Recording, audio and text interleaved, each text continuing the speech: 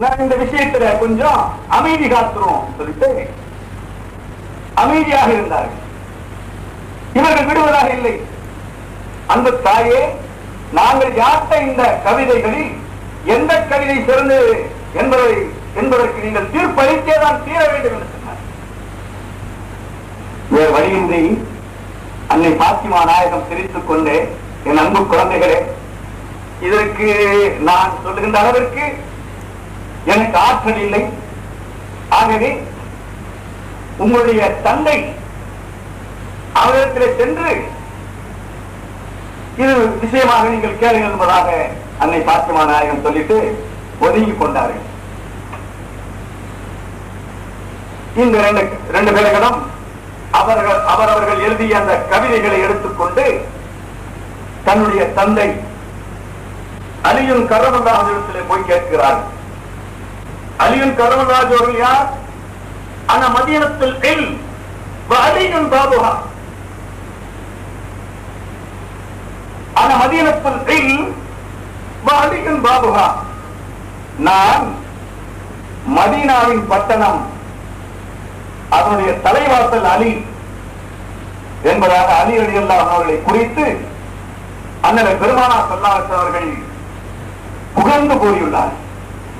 அப்பேற்பட்ட அறிவு சிகரமான அலியும் கர்ரமல்லாஹு இடத்திலே போய் இந்த குழந்தைகள் கேட்கிறாங்க, அன்பு தந்தையே, நாங்கள் எழுதிய இந்த கவிதைகளில் எந்த கவிதை சிறந்தது, தீர்ப்பளியுங்கள். அவங்க பார்த்தாங்க, பெரிய ஒம்பா போச்சு. அன்னை பாத்திமா நாயகி எப்படி நினைச்சாங்களோ அது போல இவர்களும் இந்த கவிதை சிறந்ததுன்னு சொன்னா அவருக்கு கோபம் வந்துடும், அந்த கவிதை சிறந்தது இது சரியில்லைன்னு சொன்னா இவருக்கு கோபம் வந்துடும். ஆகவே இந்த ஒன்பது நம்ம மாட்டிக்கொள்ள கூடாது. உங்க ரெண்டு பேர்த்தையும் நான் ஒன்றாக நினைக்கிறேன், ஒன்றாக பாவிக்கிறேன். நான் பதில் தர முடியாது, எனக்கு இது குறித்து எதுவும் தெரியாது. நீங்கள் போய் உங்களுடைய பாட்டனார் முஹம்மது ரசூலுல்லாஹி ஸல்லல்லாஹு அலைஹி வஸல்லம் அவரிடத்திலே கேட்டு தெரிந்து கொள்ளுங்கள் என்பதாக சொல்லி அனுப்பி விடுகிறார்கள்.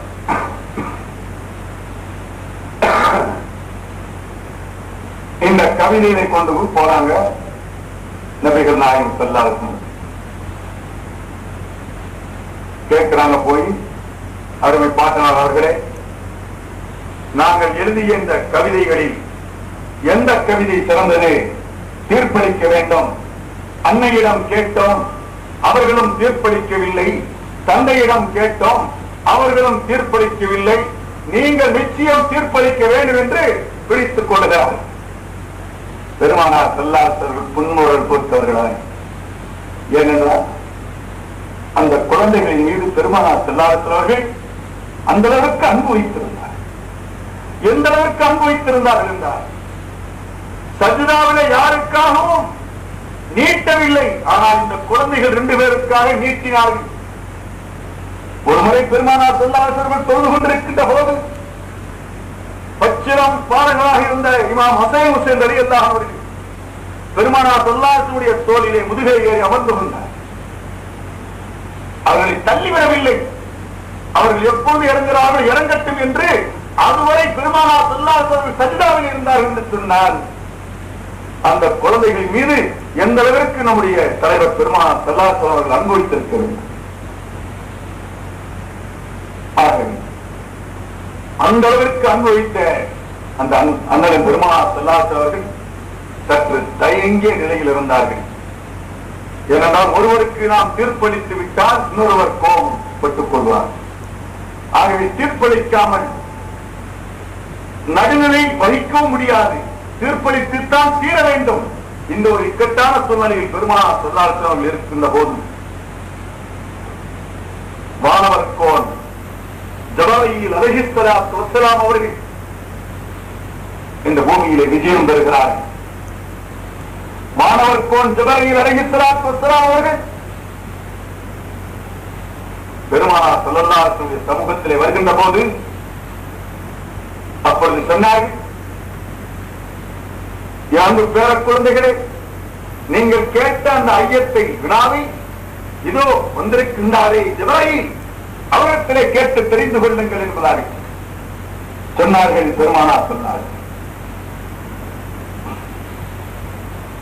அந்த குழந்தைகள் 2 பேர்களும் ஜிப்ரீல் அலைஹிஸ்ஸலாத்து வஸ்ஸலாம் இடத்திலே கேட்கிறார், ஜிப்ரீல்,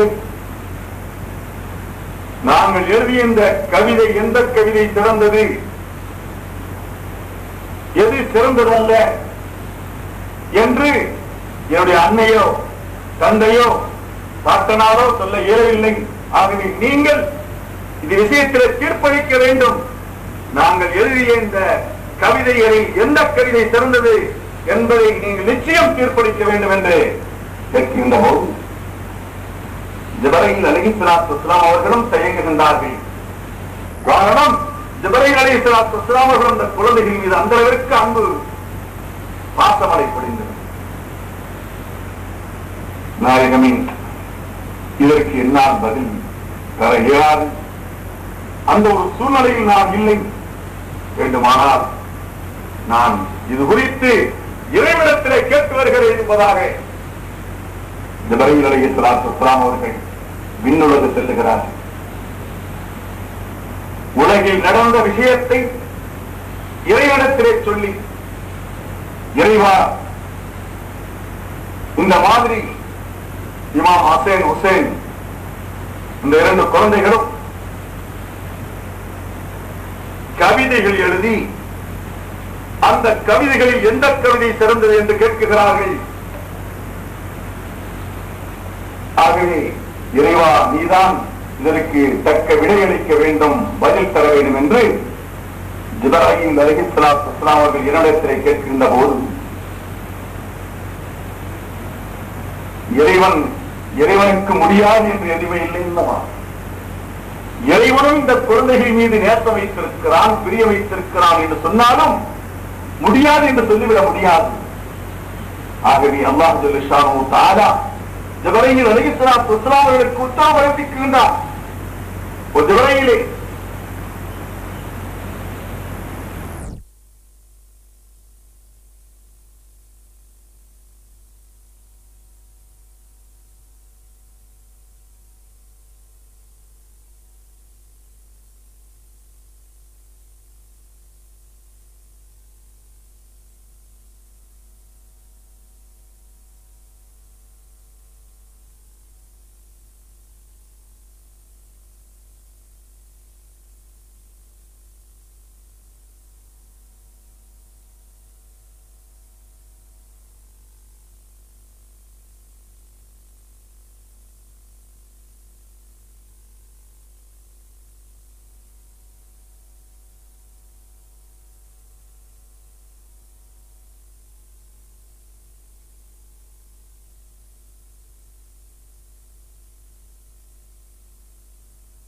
சொர்க்கலோகத்துடைய ஒரு ஆப்பிள் கனியை பறித்துக் கொண்டு செல். அந்த 2 குழந்தைகள் எழுதினார்கள் அந்த கவிதைகளுக்கு மத்தியிலே இந்த ஆப்பிள் பழத்தை, இந்த ஆப்பிள் பழம் எந்த கவிதையில் போய் அமர்ந்து கொள்கிறதோ அந்த கவிதை சிறந்தது என்பதாக தீர்ப்பளித்து விடு என்பதாக இறைவன் ஜல்ல ஷானஹு தஆலா கூறினார். இதற்கொப்ப ஜிப்ரீல் அலைஹிஸ்ஸலாத்து வஸ்ஸலாம் அவர்கள் சொர்க்கலோகத்திலிருந்து ஆப்பிள் கனியை பறித்துக் கொண்டு வருகிறார்கள்.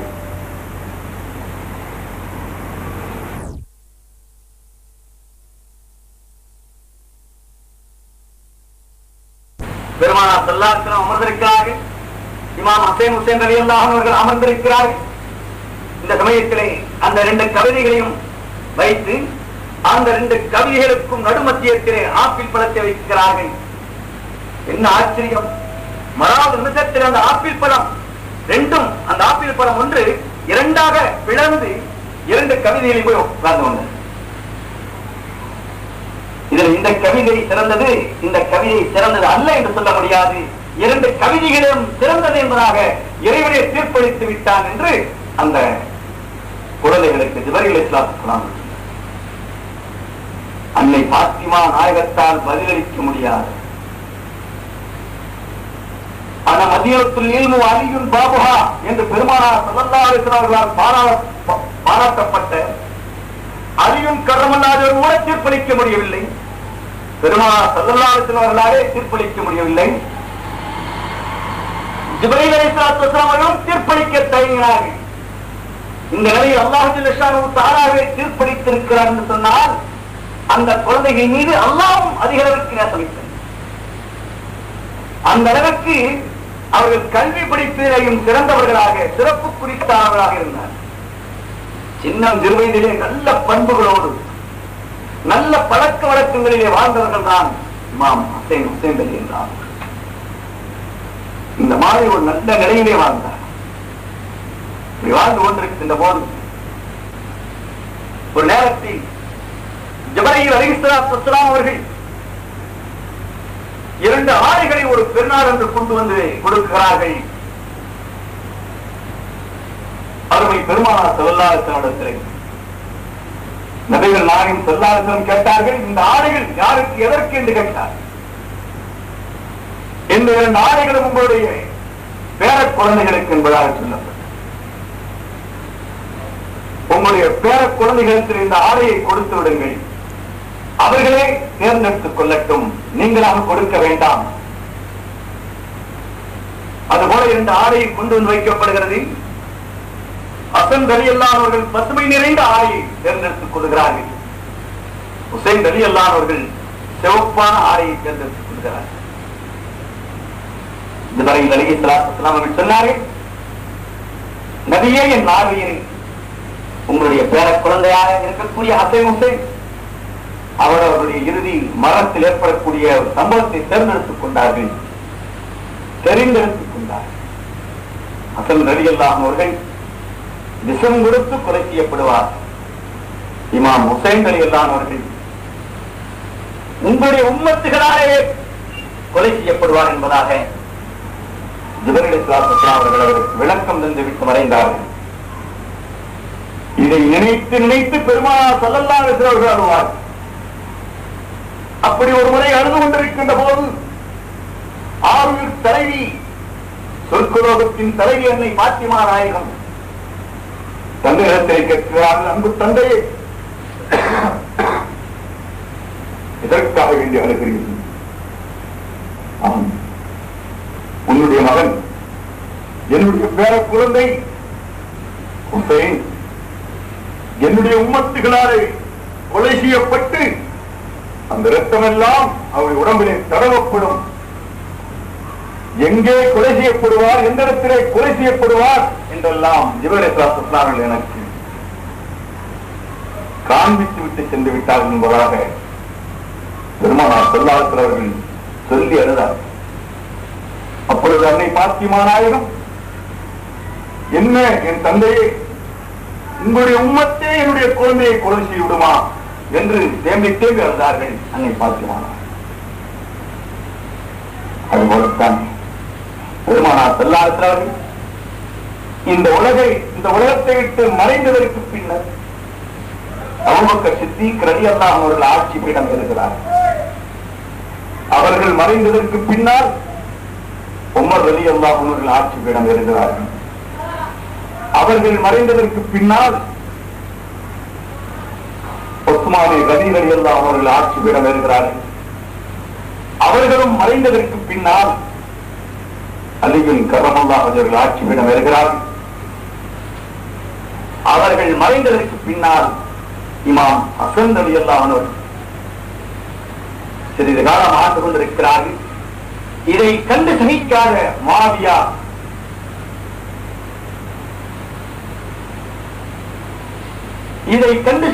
முஆவியா அந்த ஜனநாயக அரசை படுகொலை நோட்டி புதைத்து விட்டு சர்வாதிகாரம் முறையிலே ஆட்சிபீடம் ஏறுகிறார். அவர் ஆட்சிபீடம் ஏறியதற்கு பின்னர் மேலும் ஒரு சர்வாதிகாரத்திற்கு வித்திடுகிறார். தான் உயிரோடு இருக்கின்ற போதே தன்னுடைய மகனுக்கு முடிசூட்டுகிறார் யஸீதிற்கு. இப்படி முடிசூட்டியதற்கு பின்னர் முஆவியா இறந்து போய்விடுகிறார். இந்த நிலையில் தான் யஸீத் அனைவர்களும் எனக்கு பையத் செய்து தர வேண்டும், என்னுடைய ஆதிக்கத்தின் கீழ் எல்லாரும் இருக்க வேண்டும் என்று கட்டளை பிறப்பிக்கின்றான். ஆனால் இமாம் ஹுசைன் ரலியல்லாஹு அன்ஹு நிச்சயமாக உன்னுடைய வற்புறுத்தலுக்காக உனக்கு நான் பைஅத் செய்து தர மாட்டேன். நீ சர்வாதிகாரமான முறையில் ஆட்சியிடம் இருக்கிறாய். ஜனங்கள் விரும்பி மக்கள் விரும்பி உனக்கு அந்த பதவியை தரவில்லை. மக்களை பயமுறுத்தி மக்களை அடிமைப்படுத்தி நீ ஆட்சி பெற வருகிறாய். இந்த சர்வாதிகாரத்தை நிச்சயமாக கண்டிப்பேன். உனக்கு நான் பைஅத் செய்து தர மாட்டேன் என்று போர் முரசு கொட்டி தங்களுடைய குடும்பத்தோடு, சரித்திரம் நீளமானது, சுருக்கமாக சொல்லுகிறேன், தங்களுடைய குடும்பத்தாரோடு 72 பேர்களுடன் உனக்கு நிச்சயமாக நான் பயிற்சி செய்து தரமாட்டேன், நான் இந்த இடத்திலேயும் இருக்கவில்லை என்று தான் பிறந்த மண்ணான இருக்கக்கூடிய மதினா நகரத்திலிருந்து விடைபெற்று கூபா நகர் நோக்கி சென்று கொண்டிருக்கிறார். கூபா நகர மக்கள் எல்லாம் இமாம் ஹுசைனாரை நீங்கள் எங்களுடைய ஊருக்கு வர வேண்டும், நீங்கள் வருகை தர வேண்டும், சரியான தலைவர், சிறந்த தலைவர் எங்களுடைய ஊரிலே இல்லை, நீங்கள் வந்துதான் எங்களுக்கு நேரான வழிகளை எல்லாம் காட்ட வேண்டும் என்று சொல்லி கூபா நகர மக்கள் எல்லாம் மூட்டை கணக்கிலே மூட்டை மூட்டையாக கடிதங்களை எழுதினார். அந்த கடிதங்களை எல்லாம் கண்டவர்களுடன் இமாம் ஹுசைன் ரலியல்லாஹு அவர்கள் இவரிடத்தில் எதிர்த்து போராடாமல் இங்கிருந்து விளைவித்துக் கொண்டு செல்லுகின்ற போதுதான் சில நல்ல உள்ளங்கள் தடுக்குகின்றார்கள். ஹுசைனார் அவர்களை, பெருமானாரின் பேர குழந்தைகள், நீங்கள் செல்லக்கூடாது, கூபா நகர மக்கள் நயவஞ்சவர்கள், கல்நெஞ்சம் படைத்தவர்கள், ஒன்றை இப்பொழுது சொல்வார்கள், உடனே அதை மறுப்பார்கள், அப்பேற்பட்ட நயவஞ்சகர்கள், ஆகவே அவர்களுடைய பேச்சை கேட்டு நீங்கள் அங்கே செல்ல வேண்டாம், இந்த மதினா நகரத்திலே இருந்து விடுங்கள் என்று சொல்கின்ற போது இந்த பேச்சை கூட அவர்கள் கேட்காமல் கூபா நகர மக்கள் இப்படி எழுதிவிட்டார்கள் என்று அவர்களை நம்பிக்கொண்டு செல்கிறார். இப்பொழுது யஸீத் அவர்களை அங்கே செல்ல விடாமல் தடுத்து நிறுத்தி பைஅத்தை பெற்று என்னிடத்தில் அழைத்துக் கொண்டு வா என்று யஸீத் சொல்லி கட்டளை பிறப்பித்து அவருடைய ஊழியர்களை அனுப்பி வைக்கிறான். இப்போது இமாம் ஹுசைன் ரலியல்லாஹு அவர்கள் கர்பலா என்று சொல்லக்கூடிய அந்த இடத்திற்கு சென்று விட்டார். இந்த இடத்திலே அவர்களை தடுத்து நிறுத்தப்படுகிறது. இமாம் ஹுசைன் ரலியல்லாஹு அவர்கள் கேட்கிறார்கள், இந்த இடத்திற்கு பெயர் என்ன என்று கேட்கிறார்கள்.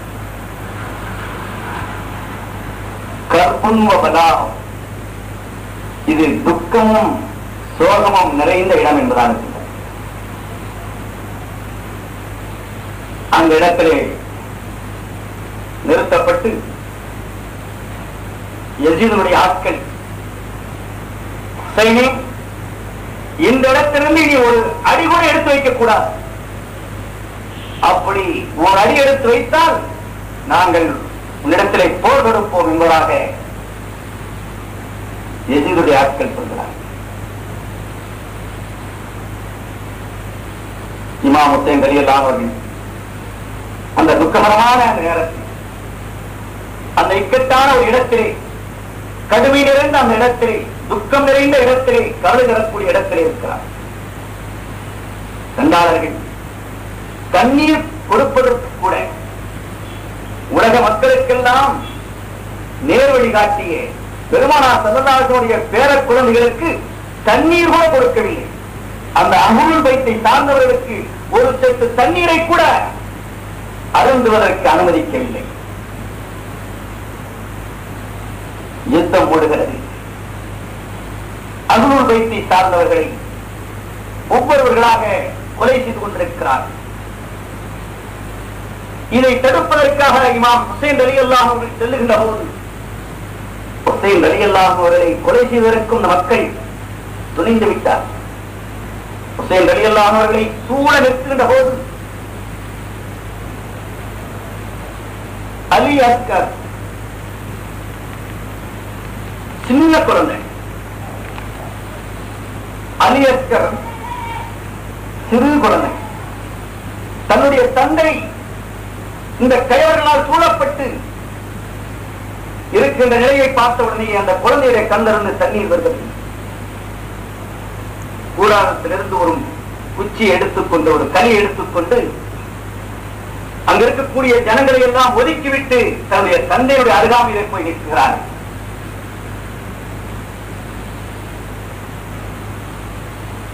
இமாம் ஹுசைன் ரலியல்லாஹு அவர்கள் தன்னுடைய குழந்தையை பார்த்து அந்த குழந்தையை தோளிலே தூக்கி முத்தமிட்டுக் கொண்டிருக்கின்ற போது ஒரு கயவன் அந்த குழந்தையுடைய தோல் புஜத்தை வெட்டி விடுகிறான். கை இரு துண்டாக விழுந்திருக்கிறது. இந்த நிலையில் இமாம் ஹுசைன் ரலியல்லாஹு அந்த குழந்தையினுடைய கையிலிருந்து வரக்கூடிய ரத்தத்தை வானத்திலே பிடித்து தூக்கி அடிக்கிறார். இறைவா, உன்னுடைய தூதர் முஹம்மது ஸல்லல்லாஹு அலைஹி வஸல்லம் குடும்பத்தாரிடத்தில் இந்த சண்டார்கள் எப்படி நடந்து கொள்கிறார்கள் என்பதற்கு இதுவே சாட்சியாக இருக்கிறது. கடுமையான போராட்டம், கடுமையான நிலையிலே போராட்டம் நடந்து கொண்டிருக்கின்ற போது பெருமானார் ஸல்லல்லாஹு அலைஹி வஸல்லம் குடும்பத்தை சார்ந்த ஒவ்வொருவர்களை படுகொலை செய்து கொண்டிருக்கிறார். இந்த சமயத்தில் இன்னொரு மகன் வீரகத்தோடு வருகிறார். ஆனா இவனோ ஹுசைன் இப்னு அலி இப்னு அலி நஹ்னு அஹ்லுல் பைத்தி அவுலாபின் நபி தல்லாஹி லா யஹ்கும் ஃபீனா இப்னு தாய். நிச்சயமாக நான் அலியுடைய மகன், ஹுசைனாருடைய மகன், என்னுடைய பெயரும் அலிதான். நபியை உரிமை கொண்டாடுவதில் எங்களை விட வேறு யாரும் இருக்க முடியாது. நிச்சயமாக தகப்பன் பெயர் தெரியாதவனுக்கு ஒரு காலம் நாங்கள் அடிபணி மாற்ற வேண்டும் வீரகத்தமாக அந்த யுத்தத்தில் இருந்து அவர்களும் சகிதாகி விடுகிறார்கள். இப்படி ஒவ்வொருவர்களும் சகிதாகி விடுகிறார்கள். இமாம் ஹுசைன் ரலியல்லாஹு மேல 30-40க்கு மேற்பட்ட அம்பு காயங்கள். இந்த சமயத்தில் புராத் நதியில போய் தண்ணீர் குடிக்கலாம் என்பதாக நினைத்து அந்த புராத் நதியில போய் தண்ணீர் குடிப்பதற்காக இமாம் ஹுசைன் ரலியல்லாஹு அவர்கள் தண்ணீர் எடுத்து வாயிலே வைக்கின்ற போது ஒரு நம்பு எய்து விடுகிறான். அது இமாம் ஹுசைன் ரலியல்லாஹுடைய குரவலையை தாக்கிவிடுகிறது. இப்பொழுது இமாம் ஹுசைன் ரலியல்லாஹு கட்டுக்கடங்காத கோபம் வந்து விடுகிறது. அந்த அம்பை புடுங்கி தூக்கி எறிந்து விட்டு நேராக வீட்டுக்கு வருகிறார்கள். கூடாரத்திற்கு வருகின்ற போது அம்ர் இப்னு தில்ஷேசன் அவர்களை கூடாரத்திற்கு உள்ளே செல்ல அனுமதிக்கவில்லை. இந்த நிலையை மீறி இமாம் ஹுசைன் ரலியல்லாஹு அவர்கள் சென்று சொல்லுகிறார்கள். தன்னுடைய தங்கை ஸைனப் ரலியல்லாஹு அன்ஹா பார்த்து சொல்லுகிறார், என் அன்பு தங்கை, கலங்க வேண்டாம், கண்ணீர் அடிக்க வேண்டாம், எந்த நிலையிலும் நீங்கள் துயரப்படக்கூடாது, பொறுமையாக இருங்கள். என்னுடைய மகன் ஸைனுல் ஆபிதீனை இந்த யுத்த களத்திலே அனுப்ப வேண்டாம், அவரை நீங்கள் பாதுகாருங்கள், அவரிடத்திலிருந்து பல்வேறு இல்முகள் இந்த மக்களுக்கு கிடைக்க வேண்டும் என்று சொல்லிவிட்டு வீரவேசமாக இமாம் ஹுசைன் ரலியல்லாஹு அவர்கள் வருகிறார். யுத்த களத்திலே வந்து பலர்களை அவர்கள் சாய்க்கிறார்கள். என்றாலும் ஒருவன் அம்பை ஏகிறான். அந்த அம்பு இமாம் ஹுசைன் ரலியல்லாஹு மேலே பட்டு அவர் மயக்கமற்று கீழே விடுகிறார்கள். அந்த நிலையிலே சிம்ர் இப்னு தில்ஷேசன் என்று சொல்லக்கூடியவன் இமாம் ஹுசைன் ரலியல்லாஹுடைய தலையை அறுப்பதற்கு முற்படுகின்ற போது இமாம் ஹுசைன் ரலியல்லாஹு சொன்னார், தலையை அறுத்துக்கொள், என்னுடைய உயிர் போயிடுச்சு, ஆனாலும் இது என்ன நேரம் என்று கேட்கிறார். இது அசுருடைய வக்தாக இருக்கிறது. அப்படி என்றால் என்னுடைய முகத்தை கொஞ்சம் கிபிலா பக்கம் திருப்பி வைன்னு சொல்றான். கொஞ்ச நேரம் திருப்பி வைங்கிறான். அப்படி லேட்டாக திருப்பி வைக்கப்பட்டது. அந்த நிலையில் அவருடைய உயிர் புரிந்து வருகிறது. இன்னா லில்லாஹி வ இன்னா இலைஹி ராஜிஊன். சிம்ர் இப்னு தில்ஷேசன் அவருடைய தலையை அறுத்து எடுத்துக்கொண்டு செல்கிறான். அந்த கடைசி நேரத்திலே கூட தங்களுடைய உயிர் பிரிகின்ற நிலையிலே கூட இறைவனை அவர்கள் மறக்கவில்லை. இறைவனை நினைக்கிறார். இது என்ன நேரம் என்று கேட்கிறார், என்ன பக்தி என்று கேட்கிறார்கள். இன்றைக்கு நாம் எத்தனை பக்திகளை பால்படுத்திக் கொண்டிருக்கிறோம். ஆனால் இமாம் ஹுசைன் ரலியல்லாஹு அவர்களை பின்பற்றுவதாக பீற்றிக் கொண்டிருக்கிறோம். அவருடைய தலை இப்னு ஜியாத் முன்னிலையில் கொண்டு வைக்கப்படுகிறது. நிறைய விஷயங்கள் அதெல்லாம் சொல்ல முடியாது. இப்னு ஜியாத் முன்னிலையிலே கொண்டு போய் வைக்கப்படுகிறது. இப்ப இப்னு ஜியாத் உங்களை தோல்வியறச் செய்து விட்டான், ஹுசைனுடைய தலை இங்கே வந்து விட்டது என்று ரொம்ப கேவலமாக மோசமாக பேசிக் கொண்டது.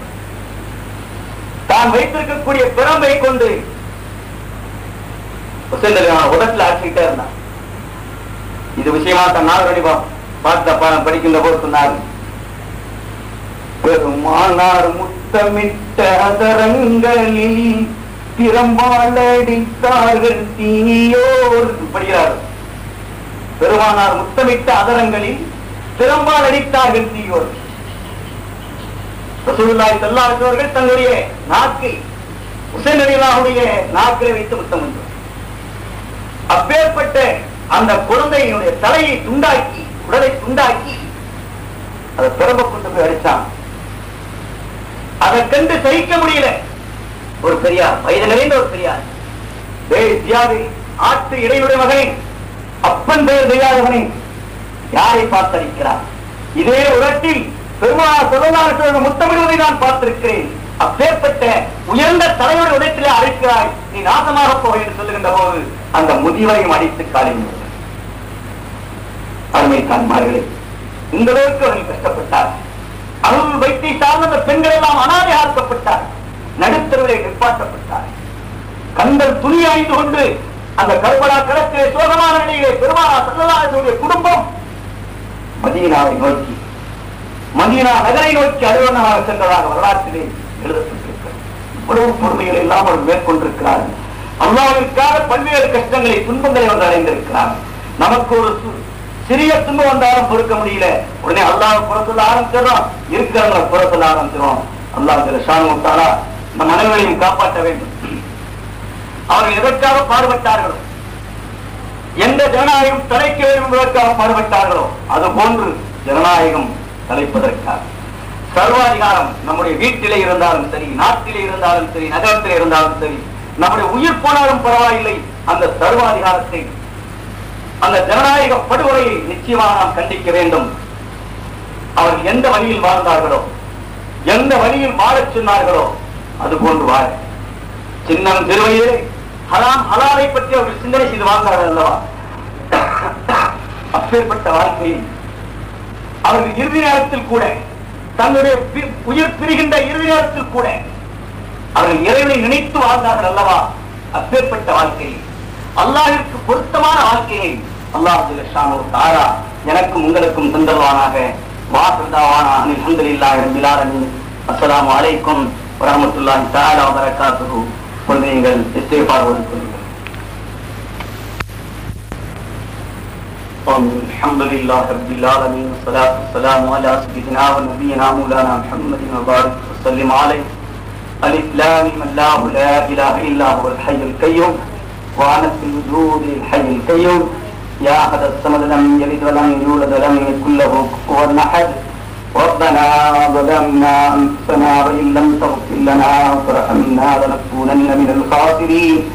ربنا ظلمنا أنفسنا وإن لم تغفر لنا وترحمنا لنكونن من الخاسرين. لا إله إلا أنت سبحانك إني كنت من الظالمين.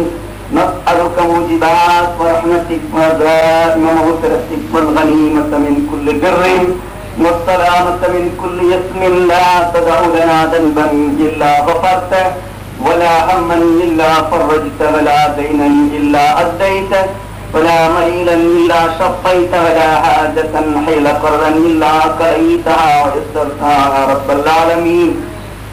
اللهم حبب إلينا الإيمان وزينه في قلوبنا وكره إلينا الكفر والفسوق والعصيان. اللهم شرفنا بالتقوى وجملنا بالعافية وارزقنا الجنة يا رب العالمين. اللهم زينا بزينة الإيمان وشرفنا بشرف القرآن وأكرمنا بكرامات نبينا محمد صلى الله عليه وسلم. اللهم أخلاقنا من أخلاق رسول الله صلى الله عليه وسلم. اللهم أفعالنا من أفعال رسول الله صلى الله عليه وسلم. اللهم اللهم أعمالنا من أعمال رسول الله صلى الله عليه وسلم اللهم سيرتنا من سيرة نبينا محمد صلى الله عليه وسلم برحمتك يا أرحم الراحمين ويا أكرم الأكرمين.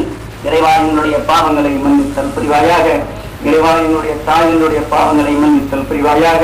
இறைவா என்னுடைய ஆசிரியர் தந்தைகளுக்கு மகசரத்தை தந்தல்வாயாக. இறைவா நாங்கள் அறிந்தும் அறியாமலும் தெரிந்தும் தெரியாமலும் செய்த சிறிய பெரிய பிழைகளை மன்னித்தல் புரிவாயாக. கருணையுள்ள நாயனே யா அல்லாஹ் நோயற்ற நீண்ட ஆயுளை தந்தல்வாயாக. நிறைவான ரிசுக்கை தந்தல்வாயாக. பிறகிடம் கையேந்தாமல் இருப்பதற்கு அருள் புரிவாயாக. எந்த தேவையாக இருந்தாலும் முன்னிடத்திலே கேட்டு பெறக்கூடிய மக்களாக எங்களை நீ ஆக்கி அருள் புரிவாயாக. யா அல்லாஹ் எங்களுடைய ஆயுளை நோயற்ற ஆயுளாக நீ ஆக்கி தந்தல்வாயாக. யா அல்லாஹ் எங்களுக்கு எந்த விதமான பலாய் முசீபத்துகளும் எங்களை வந்தனகாமல் இருப்பதற்கு தோல்வி செய்வாயாக. எங்களுடைய தீங்கிலிருந்து எங்களை காப்பாற்றுவாயாக.